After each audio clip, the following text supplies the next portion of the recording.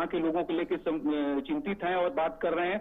ये जो यहाँ के व्यापारियों ने खुद से डिक्लेयर किया कि वो लोग लॉकडाउन रखेंगे 23 अप्रैल तक, जो यहाँ की एक बड़ी मंडी है विशेश्वरगंज मंडी, वहाँ के और कोई व्यापार मंडल ने, उसकी भी सराहना प्रधानमंत्री ने की तथा अधिकारियों को कहा कि वो लोग जो भी स्वास्थ्य संबंधित यहाँ पे सेवाएं हैं उनको विस्तृत रूप से और सतर्क रहें, लोगों से भी लोगों की सराहना करें, लोगों से अपील करें कि वो लोग बाहर न निकलें और जो मास्क लगाना है, 2 गज की दूरी का पालन करना है, उसका भी पालन करें। साथ ही जब यहाँ पे एक बड़ी बात जो जिलाधिकारी ने कही कि अगर आपको सिम्टम्स दिखाई देते हैं तो आप जो है जांच के रिपोर्ट का इंतजार न करें, बल्कि आप जो है जांच, अगर आप सिम्टम है तो जो दवाइयां हैं उसका प्राथमिक उपचार शुरू कर दें, यही सबसे बेहतर तरीका है।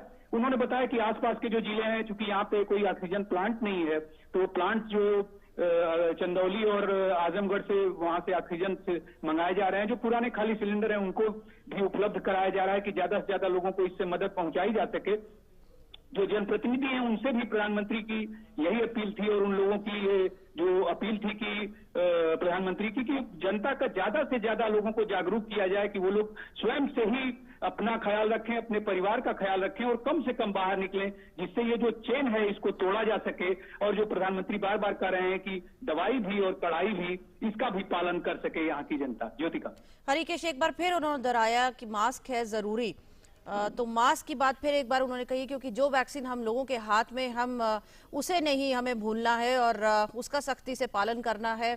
अगर जिस तरह से एक्सपर्ट्स का भी मानना है, अगर वैक्सीनेशन के बाद भी अगर आप संक्रमित होते हैं तब भी आपको अपना ख्याल रखना है, वो ज़्यादा जानलेवा नहीं होगा, लेकिन वैक्सीनेशन के बाद भी आपको मास्क लगाना है और कोविड प्रोटोकॉल्स का सख्ती से पालन करना है। तो लोगों में ये संदेश जाना बहुत ज़रूरी है, किस तरह से लोगों को प्रशासन की ओर से जागरूक किया जा रहा है, किस तरह से प्रशासन की ओर से जो प्रोटोकॉल्स हैं उनको फॉलो करने में लोगों की मदद भी की जा रही है।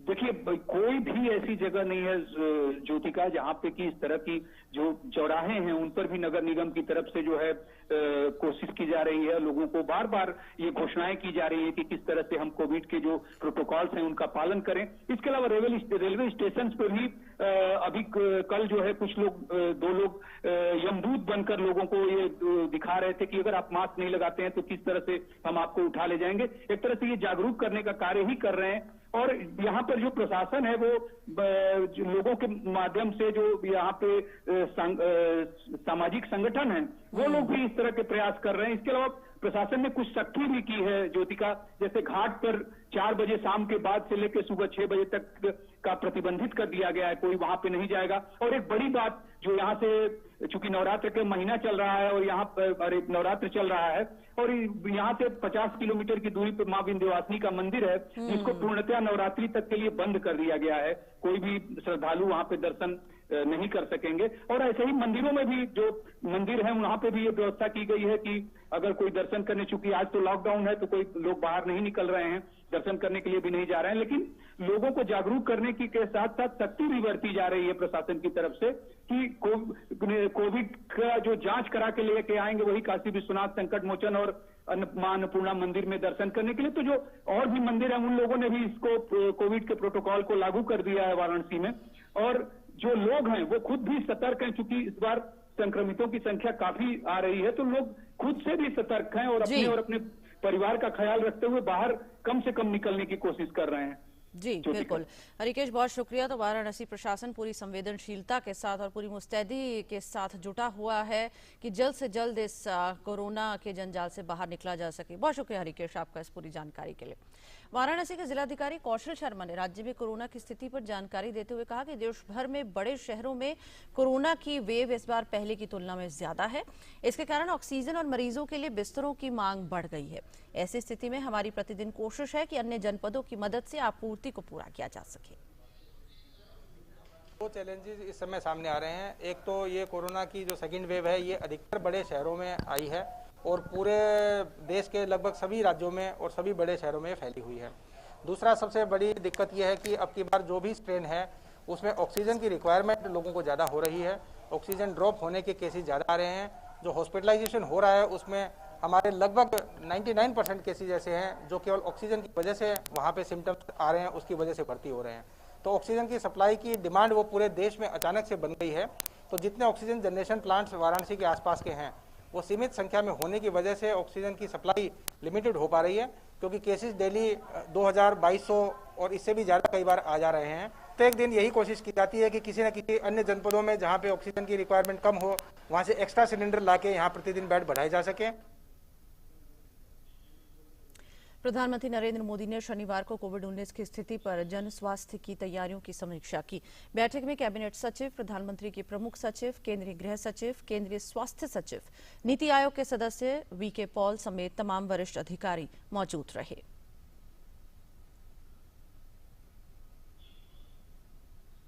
प्रधानमंत्री की अध्यक्षता में कोविड समीक्षा बैठक के दौरान दवाओं, ऑक्सीजन, वेंटिलेटर और टीकाकरण से संबंधित विभिन्न पहलुओं पर चर्चा की गई। बैठक में पीएम ने कहा कि पिछले साल की तरह इस बार भी भारत एकजुट होकर कोविड-19 महामारी को हरा सकता है, लेकिन इसके लिए उन्हीं सिद्धांतों को और तेजी से और आपसी सहयोग के साथ अपनाना होगा।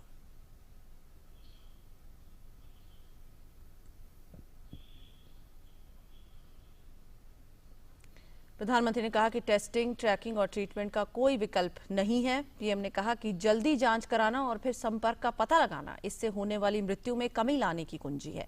उन्होंने स्थानीय प्रशासन से लोगों की चिंताओं के प्रति संवेदनशील होकर आगे बढ़कर सक्रियता दिखाने को कहा। पीएम ने राज्यों से बेहतर तालमेल सुनिश्चित करने और कोरोना मरीजों के लिए अस्पतालों में बिस्तर की उपलब्धता को बढ़ाने के लिए हर संभव कदम उठाने के निर्देश दिए। प्रधानमंत्री ने विभिन्न दवाओं और वैक्सीन की बढ़ती मांग को पूरा करने के लिए देश के दवा उद्योग की पूरी क्षमता का उपयोग करने को कहा। इसके साथ ही पीएम ने रेमडेसिविर और अन्य दवाइयों की आपूर्ति की स्थिति की भी समीक्षा की। प्रधानमंत्री ने वेंटिलेटर्स की उपलब्धता और आपूर्ति की मौजूदा स्थिति की भी समीक्षा की और इसकी निगरानी की उचित व्यवस्था पर जोर दिया।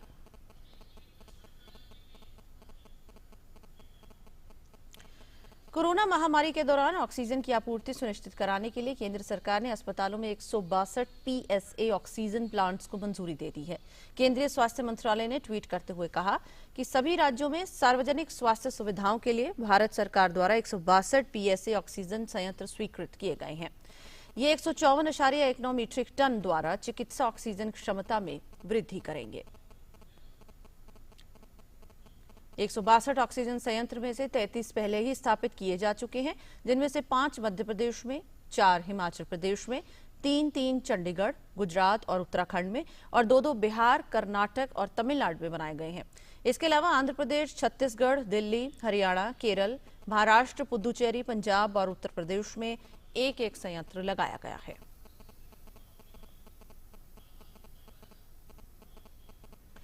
कोरोना संक्रमण के बढ़ते मामलों के बीच पूरे उत्तर प्रदेश में आज लॉकडाउन लगा हुआ है। लॉकडाउन के दौरान आवश्यक सेवाओं को छोड़कर अन्य सभी दुकानें और बाजार बंद है।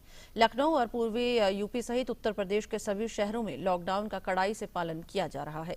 इस दौरान सड़कें पूरी तरह वीरान नजर आ रही हैं।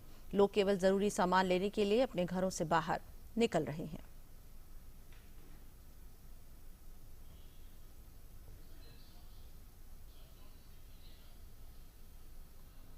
देश में कोरोना कहर बढ़ता जा रहा है। पिछले 24 घंटे में 2,59,000 से अधिक नए मामले सामने आए हैं, जिससे देश भर में अब सक्रिय मरीजों की संख्या बढ़कर 18,01,000 से अधिक हो गई है। बीते 24 घंटों के दौरान देश में कोरोना के कारण 1,501 लोगों की मौत हो गई।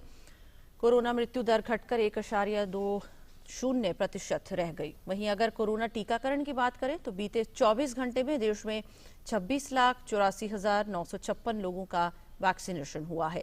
टीकाकरण कार्यक्रम शुरू होने के बाद से कोरोना वैक्सीन की अब तक कुल 12,26,22,590 खुराकें दी जा चुकी हैं। कोरोना की बढ़ती रफ्तार के बीच देश में टीकाकरण अभियान भी जोरों पर जारी है। 12 करोड़ टीकाकरण तक पहुंचने में भारत को सिर्फ 92 दिन लगे और भारत टीकाकरण में दुनिया भर में सबसे तेज देश बन गया है। गुजरात, महाराष्ट्र, राजस्थान, उत्तर प्रदेश ने अभी तक अकेले 1 से अधिक करोड़ टीके लगाए हैं।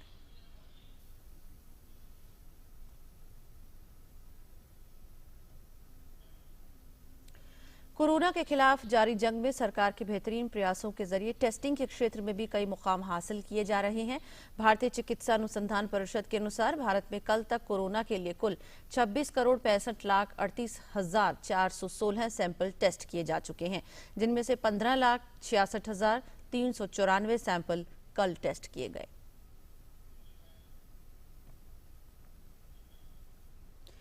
वहीं कोरोना की दोनों वैक्सीन लगवाने के बाद भी लोगों के संक्रमित होने पर नीति आयोग के सदस्य डॉक्टर वी के पॉल ने कहा कि अगर दोनों वैक्सीन लेने के बाद भी लोग कोविड संक्रमित हो रहे हैं तब भी बीमारी गंभीर नहीं हुए, लेकिन लोगों को टीकाकरण के बाद भी कोरोना के नियमों का पालन करना चाहिए।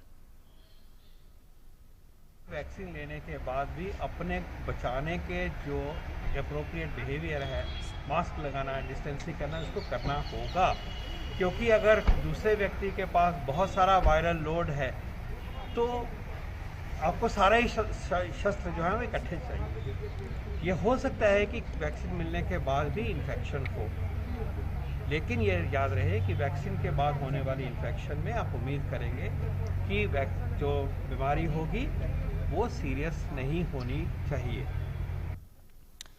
और पश्चिम बंगाल में चुनावों की बात करते हैं तो चुनाव प्रचार अपने चरम पर है। सभी राजनीतिक पार्टियां चुनावी प्रचार में जुटी हुई हैं। इसी कड़ी में केंद्रीय गृह मंत्री और भाजपा के वरिष्ठ नेता अमित शाह ने पश्चिम बंगाल के पूर्वा बर्धमान में एक चुनावी रैली को संबोधित किया। अमित शाह ने ममता सरकार पर किसानों का पैसा रोकने का आरोप लगाते हुए कहा कि किसानों के हित में केंद्र सरकार जो पैसा भेजती है, ममता सरकार उसे रोक देती है। देश के हर किसान को प्रति साल 6,000 रुपया भेजते हैं, 3 साल से भेजते हैं।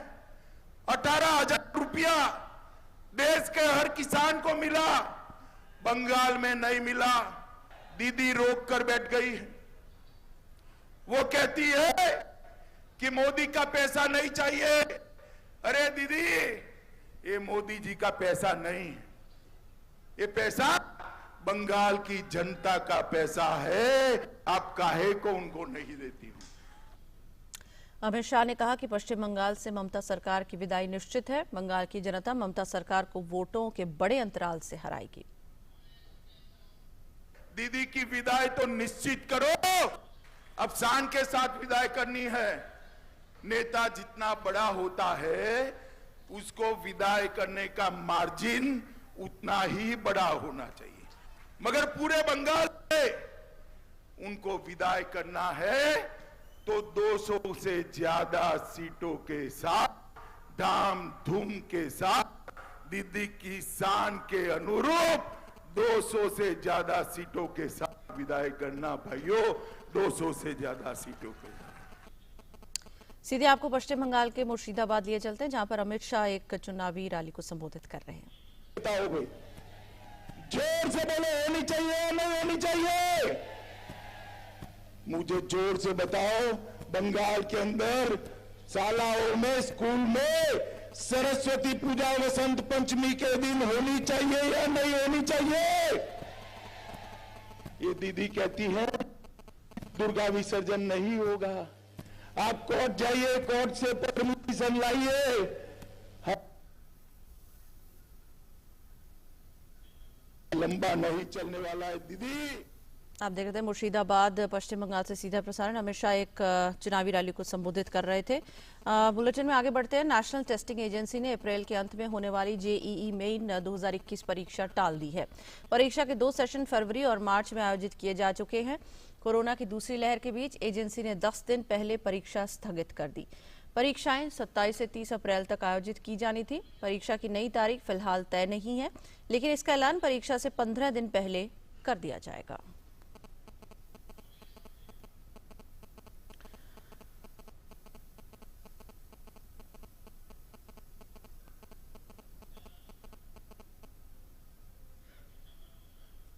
भारत सरकार देश में डिजिटल इंडिया को बढ़ावा देने की दिशा में अग्रसर है। इसी क्रम में राष्ट्रीय अनुसूचित जाति आयोग ने पहल करते हुए शिकायत प्रबंधन पोर्टल की शुरुआत की है।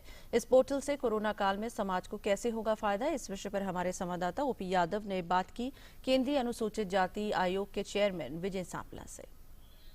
राष्ट्रीय अनुसूचित जाति आयोग ने समस्या निवारण प्रबंधन पोर्टल की शुरुआत की है। इस पोर्टल से भविष्य में किस तरह फायदा होगा और ये कैसे कार्य करेगी, इन सभी विषयों पर बात करने के लिए हमारे साथ मौजूद है राष्ट्रीय अनुसूचित जाति आयोग के चेयरमैन विजय कुमार सांपला। पोर्टल की शुरुआत की है, इसका क्या मकसद है?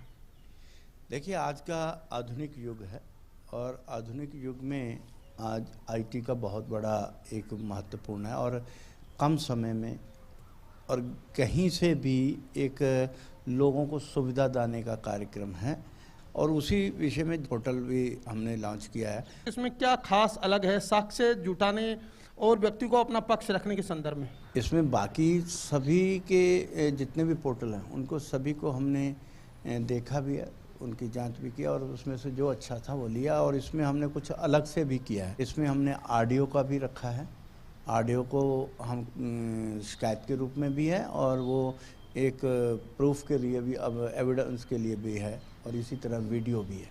तो ये एक केस को जल्दी हल करने के लिए इसका प्रयोग कर सकते हैं। डिजिटल तरीके से और कौन सा सहयोग मंत्रालय से इसमें लिया गया ताकि दूर सुदूर गांव में बैठे व्यक्ति भी इससे जुड़ सके और अपनी शिकायत, अपनी समस्या आयोग के सामने रख सके? लोग कहते हैं कि सभी के पास कंप्यूटर भी नहीं है, कोई कंप्यूटर कोई ऑपरेट करना जानता है मगर उसके पास सामान है कि कोई जानता ही नहीं है कि कैसे इसे ऑपरेट करे।